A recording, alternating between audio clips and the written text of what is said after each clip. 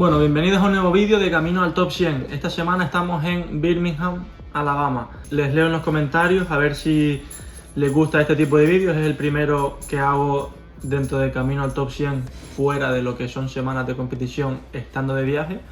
Así que feedback en los comentarios y si les gusta, pues ya saben, apoyarlo con un like, suscripción, que se agradece mucho. Y en este vídeo les quería contar por qué hemos llegado hasta aquí, con quién nos estamos quedando y sobre todo cómo estamos enfocando la preparación en estas 2 semanas de entrenamiento que tenemos para recuperarnos y mejorar aquellos detalles que nos han faltado o que hemos hecho mal en estas semanas previas de competición para poder seguir mejorando en el próximo bloque de torneo. Chicos, esta es la suplementación que estamos tomando y seguimos tomando. Bueno, esta semanita estamos simplemente con la creatina, omega 3 y el multivitamínico de QXN. El resto de cosas me las suelo tomar por la noche antes de irme a dormir.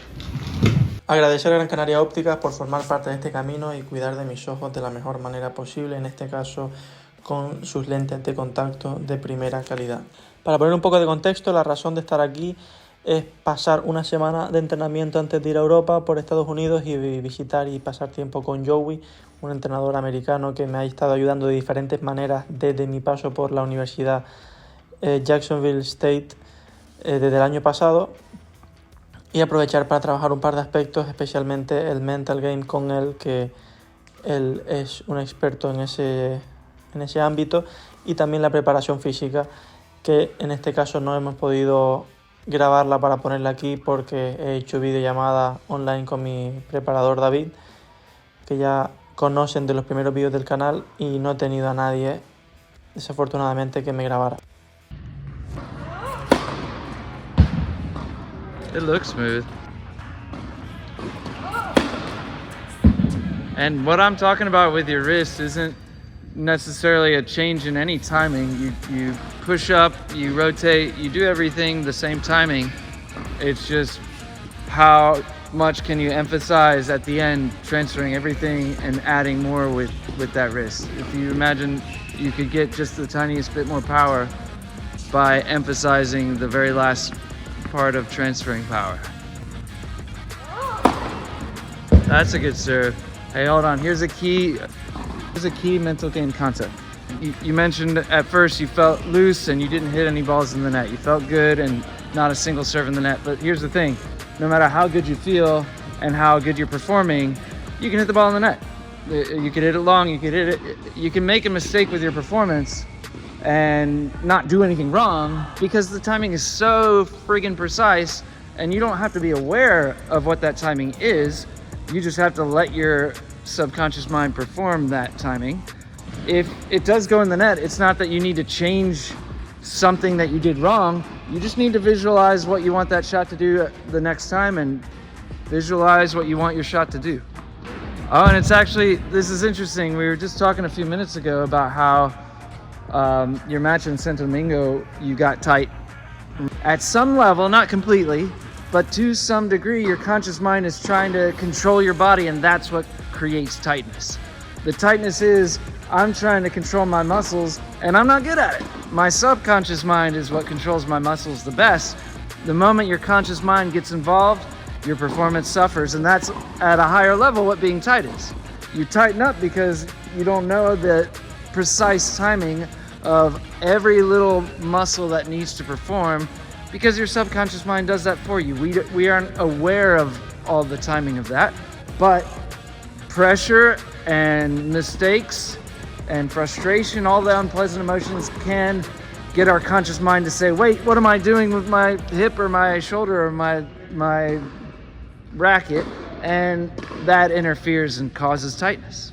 Be unhappy about it. Another way to look at it is you embrace your challenges. Your challenge was that you didn't feel good, your rhythm wasn't good and you weren't playing well, and instead of seeing that as a problem, you embrace it. You say, this is my challenge, and my goal is to overcome every challenge, and that's why this is good. That's why I am glad to have this challenge. And when you do that, when you see the reality for what it is, that this is actually good for you, then you're one step closer to being free. And those two games look different than all the previous ones. You could have lost that game. Even if you lost that game, it was still, you were more free. And that's the other tricky thing that the young people have a hard time with, is you can do well with your mental game, you can practice, you can control your mindset and how you respond and still lose. You can be free and feel great and still miss. So it doesn't mean that you're not doing well when you miss or you lose. You're just trying to give yourself the best chance of performing well. And if you feel good and you're excited, that frees you up to perform as good as you're capable of.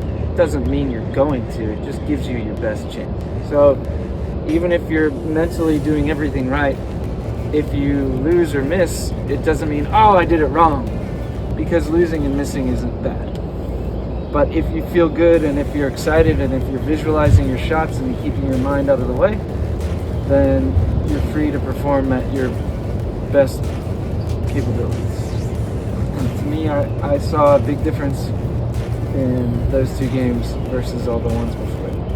Did you feel any difference in how you're hitting?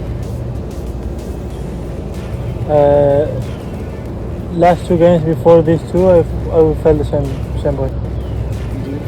You felt better? Yeah. Because those games were good, but it didn't seem, like you played much different. You won, and that's the thing, you could have lost, but it would have still looked more free. It would have looked like you were just reacting and going for shots when it was the right time. But yeah, the other two games you won. But that's what I'm trying to detach the result from how you feel, because if it's winning makes me feel good, then you're dependent on winning. If it's I feel good regardless of whether or not I won, then you free yourself to perform and you're not dependent on whether or not you won the point or the game. Bueno, para terminar el día hemos venido a cenar a la casa del hermano de mi entrenador. Mira qué locura.